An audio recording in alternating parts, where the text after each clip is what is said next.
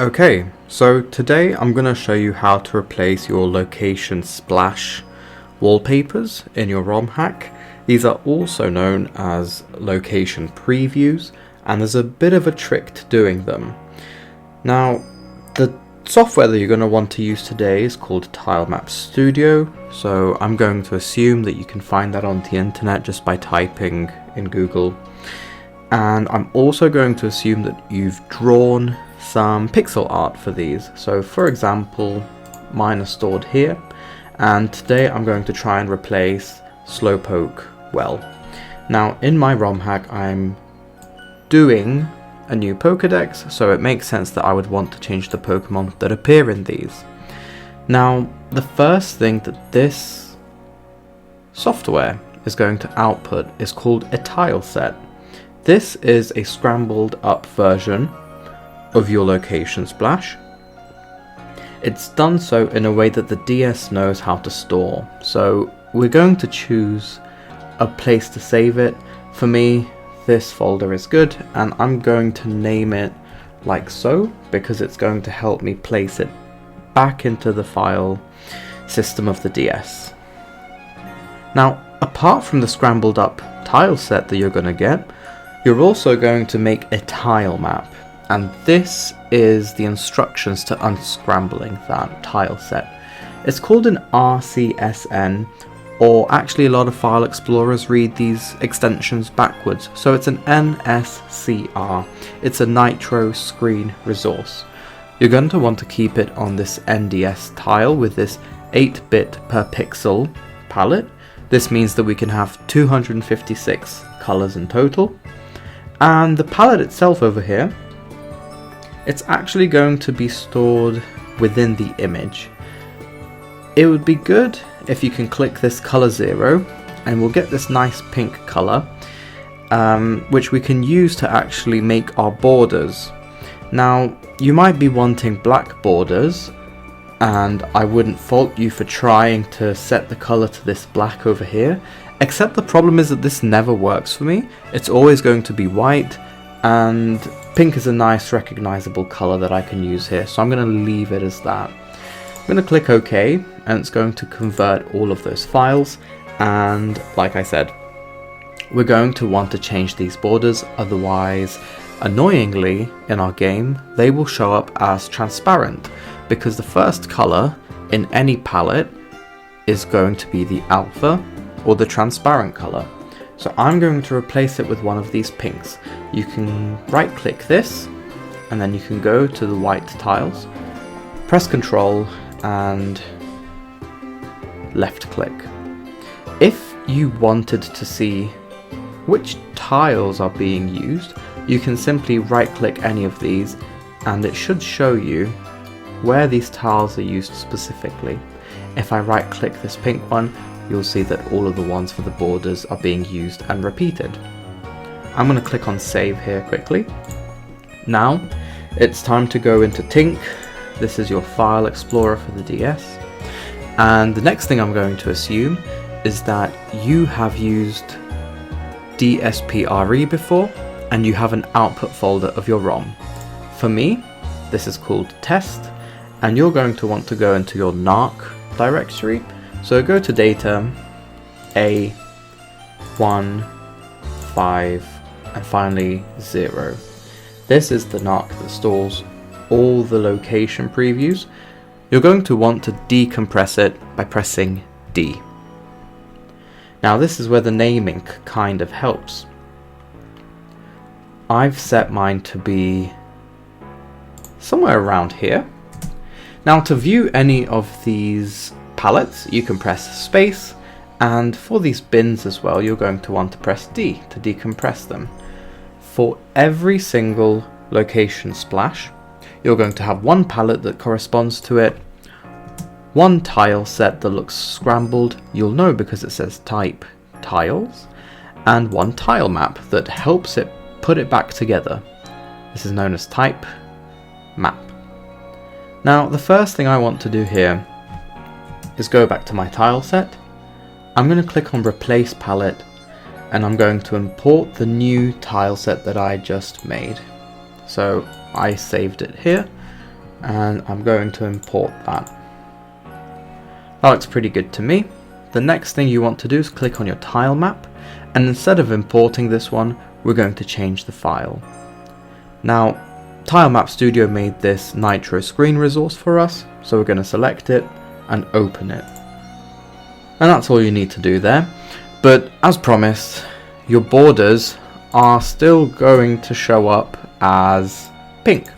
I can show you this by loading the image like so. I was pressing spacebar every time. So let's get rid of this pink.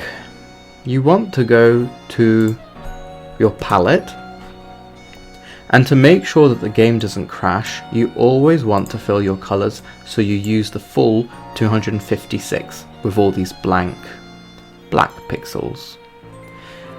To change that pink over there, don't worry, you don't need to open any extra tools. Go into the hexadecimals and you'll see that there's all these zeros that represent the black pixels. You need 2 of these hex pairs to be able to encode a color. This one here denotes pink, so all you simply need to do is rename the pink to black, so 0000, and you can save it.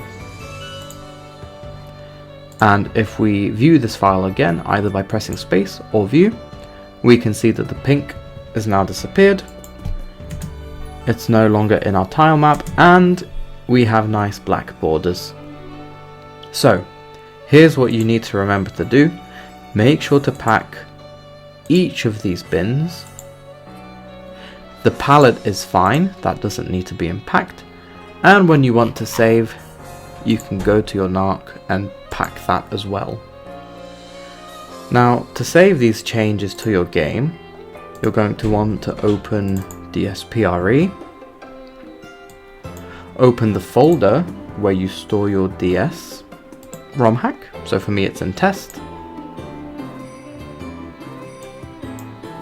And because we've already made all the edits, you can simply save to your desired location. I always overwrite this file for me. And this might take up to a minute. Okay, brilliant. Now that that's done, we can go back into our ROM and see what the changes we've made look like. So I'm going to open my ROM.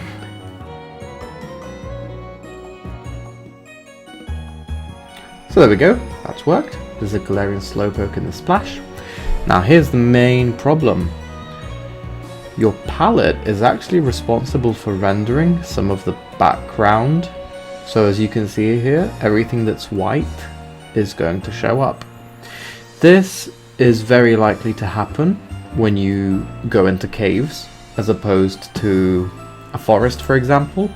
So the way that you would go about remedying that is to go back into your color palettes and change this first color that appears over here. This is supposed to be your transparent color, and that's the one that's rendering the background. Now the problem is that if we set this color to be black, it would also make every other black palette color transparent, because the first color is always a transparency color. What we could do instead is to set that color to be something close to black, or alternatively we can set our border to be something close to black. This depends on what effect you want to get. Given that we have so many other black pixels in our palette, it might make those transparent as well. So I'm not going to go for full black. This are the 2 bits corresponding to the white color. Something close to black is 0100. So if we go and save this